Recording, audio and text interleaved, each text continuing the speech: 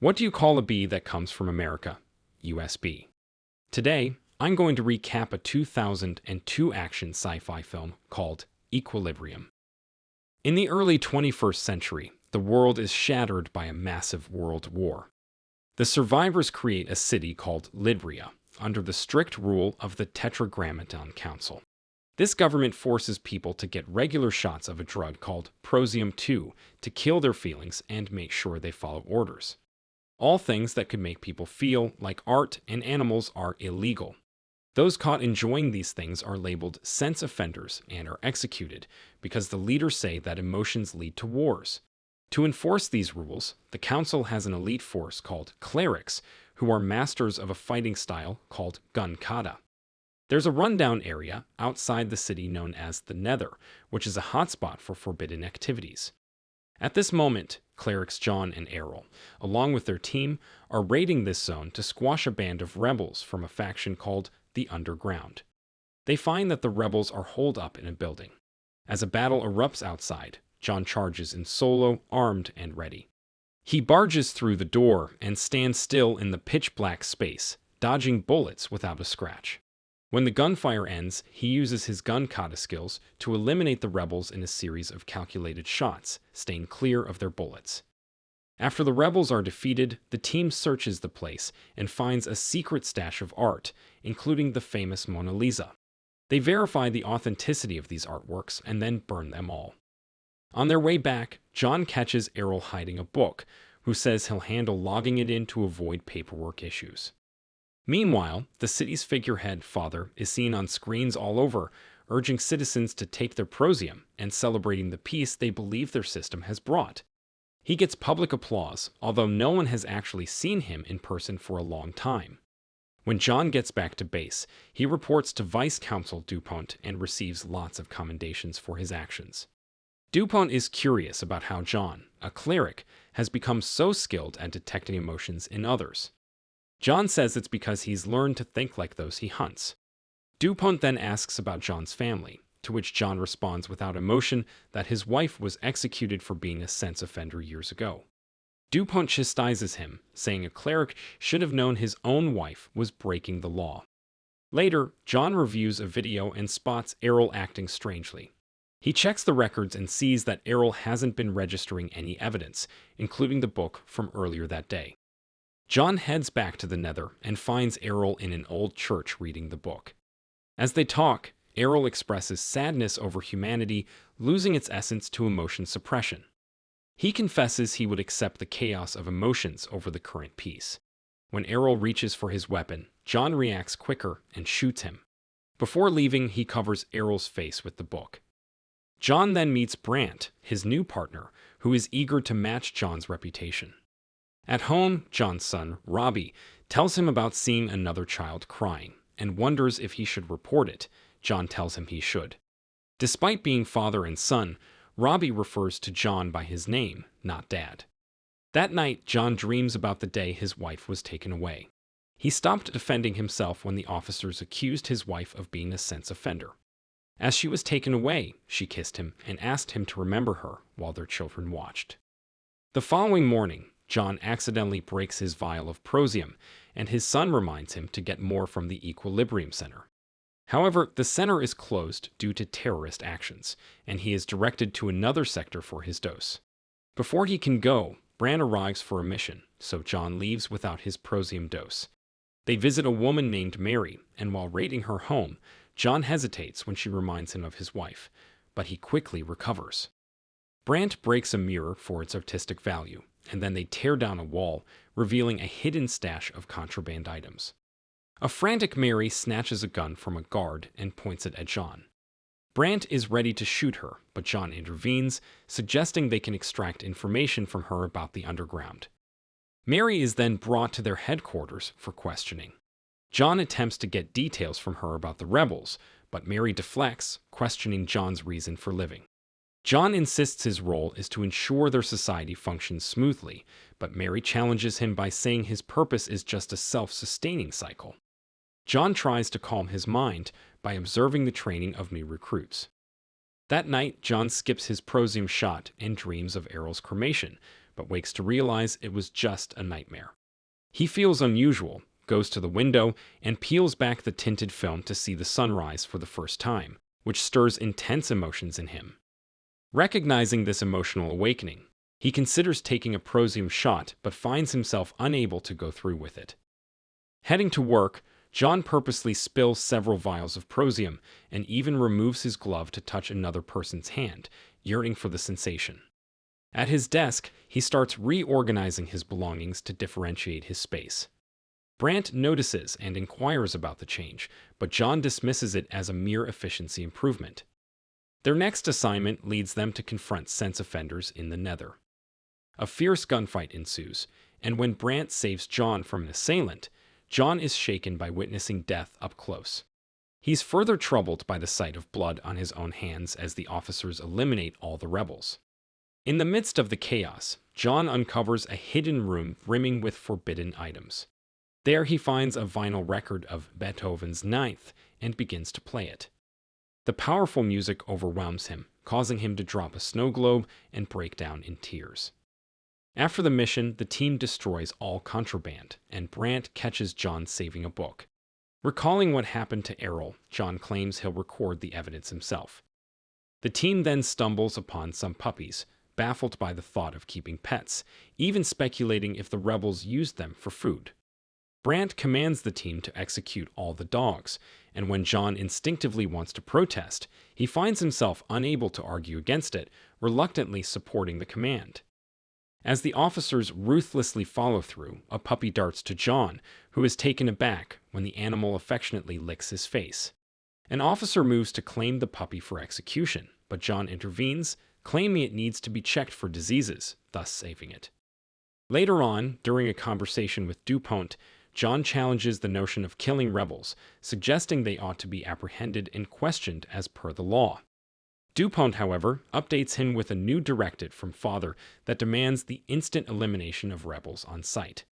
After the meeting, John secretly observes Mary and then requests her personal effects. He discovers a ribbon among her belongings, inhales its scent, and decides to pocket it. In the evening, John heads to the Nether to free the dog, unaware that Brandt is shadowing him. Attempting to release the puppy, which stubbornly follows him, he ultimately places it back in his car's trunk, giving it his jacket for comfort and offering it a smile. Just then, officers converge on his location, demanding identification, which he left inside his coat. They proceed to take his car keys, intending to search the trunk, but halt when one officer recognizes John and apologizes for the inconvenience. The moment is disrupted by the puppy's bark, prompting the officers to inspect the trunk and find the dog, leading them to force John onto his knees. In a swift retaliation, John incapacitates the officers using their own weapons and eliminates additional adversaries waiting nearby, saving the puppy. The following morning, John conceals his prosium vials behind the bathroom mirror before leaving for work, where he is set to practice swordplay. Brandt joins him for a sparring session, where they display equal prowess. Amidst the duel, Brandt prods John about the unexplained deaths in the Nether, expressing satisfaction over the Council's likely intensified crackdown on rebels due to those killings. Their match ends evenly, and they set off to conduct a raid in a new part of the Nether. There, as gunfire erupts again, John stumbles upon a group of rebels and instructs them to flee. Skeptical of John's intentions, the rebels hesitate until he leads them through a hallway to a hiding spot. Along the way, they encounter more officers, but John tackles them decisively, providing the rebels with a chance to escape. After a relentless battle where he dispatches every officer, John seeks out the rebels, only to find they've been captured. Brandt claims he anticipated John would lead the rebels to them and then urges John to execute them, even offering his own gun for the task. John, after a pause, returns the weapon to Brandt, suggesting it's best for Brandt to retain his own firearm. Subsequently, Brandt directs the officers to terminate the rebels, prompting John to exit the room to maintain his composure. Later, John reports to Dupont, declaring his willingness to serve as Father's agent against the insurgents, and Dupont entrusts him with the mission to dismantle the underground. John then visits the morgue to extend a silent apology to Errol's corpse for having questioned his loyalty. Examining Errol's possessions, John is drawn to a photograph marked with the word freedom. Intrigued, he confronts Mary about her connection to Errol, and upon her denial, he presents the photo showing her and Errol together. When Mary continues to withhold information, John provokes her by confessing to Errol's killing, leading Mary to attack him with a pen. John thwarts the assault and restrains her, her resemblance to his deceased wife visibly affecting him. Contemplating the photograph and its inscribed word, John recalls the Freedom Reading Room, a place where a manifesto is recited to youth. He invades the room, expels the students, and courses the instructor until he divulges that Errol frequently met a man named Jurgen there. John's aggressive questioning leads to a physical altercation that topples bookshelves, revealing Jurgen, who informs John that the rebels have been observing him. Jurgen then introduces John to an underground haven where rebels cherish forbidden artifacts. To verify John's emotional state, he undergoes a lie detector test, which registers an extreme response when Mary is mentioned. Jurgen acknowledges John's possession of Mary's ribbon and suggests that his longing for her can only be resolved if he surrenders to his emotions. However, John notes Mary's impending execution. Curious about his role in the rebellion, John is tasked by Jurgen with assassinating father. Upon leaving the underground, John is captured by guards and brought before Dupont, who has caught wind of a cleric forgoing prosium. Dupont probes John about his recent activities. John maintains that he has been trying to infiltrate the rebels and vows to intensify his efforts. Returning home, John discreetly stores another vial behind the bathroom mirror and watches over his sleeping children. When he investigates his son's medication, Robbie awakens and inquires about John's actions. John assures him he's merely verifying Robbie's adherence to his prosium regimen. Robbie, settling back to sleep, startles John by affectionately addressing him as Dad. On the following day, John visits Mary, who recognizes that he has not been keeping up with his injections. Sensing his turmoil, she reaches out and touches his hand for comfort. Later, John tells Jurgen that assassinating father is futile as no one has seen him for years. Jurgen counters, assuring John that with his skills, and if John can eliminate father, the rebels will concurrently obliterate the prosium production facilities, trusting that innate human emotions will triumph.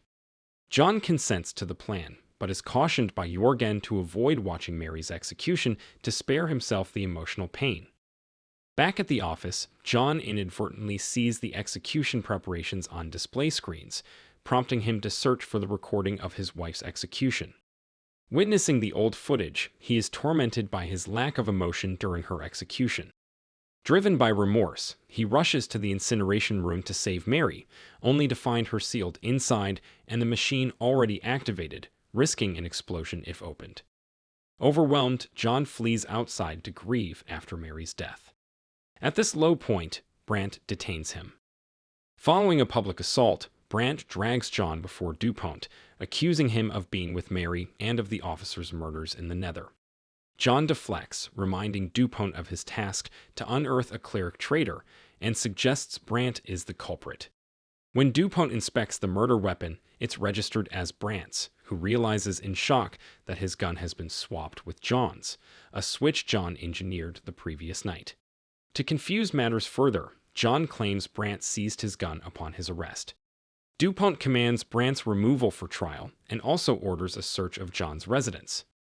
John feigns indifference to the search and expresses his disappointment at not yet meeting father, despite his role in combating the underground.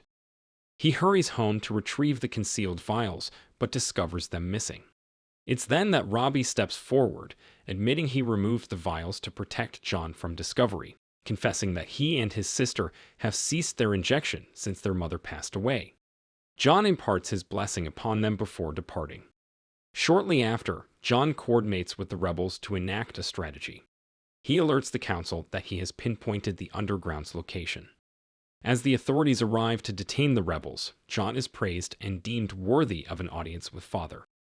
On the scheduled day, the council subjects John to a verification process, confiscating his weapons and attaching him to a lie detector.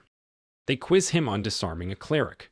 Brandt intervenes, whispering the answer, "You ask him for it." Suddenly, Father materializes on a screen, revealing that Brandt's capture was a ruse long in the making. Father has sought to penetrate the underground for years, needing someone who could sympathize and think like the rebels. He discloses that John was selected for this role and then unveils his true identity as Dupont, who has been masquerading as Father through recorded messages after the real Father's death years prior. The council chose him to carry on Father's legacy. Enraged by the deception, John withdraws concealed firearms from his sleeves and swiftly dispatches everyone in the room with his exceptional combat skills. He warns Dupont of his impending doom and proceeds to eliminate every guard in his path, leaving chaos in his wake. Finally confronting Dupont, John finds Brandt serving as his protector.